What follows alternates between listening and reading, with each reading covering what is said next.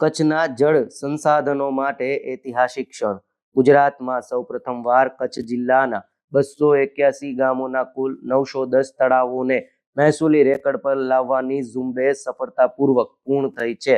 Collector આનંદ પટેલના vision હેઠળ માત્ર 3 મહિનાના ટૂંકા ગાળામાં વૈજ્ઞાનિક ઢબે માપણી કરી અંદાજે 5691 એકર જમીનને તળાવનીમ કરવામાં આવી છે, જેમાં ભુજના 21 સહિત જિલ્લાના તમામ 10 તાલુકાઓનો સમાવેશ થાય છે.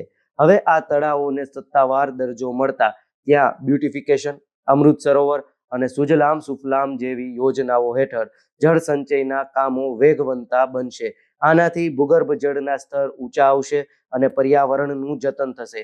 ખાસ વાત એ છે કે આધુનિક DILR માપણીના કારણે હવે તળાવો પર થતા ગેરકાયદેસર દબાણો અટકશે. ખેતી, પશુપાલન અને વન્યજીવો માટે પાણીની સુરક્ષા સુનિશ્ચિત થશે.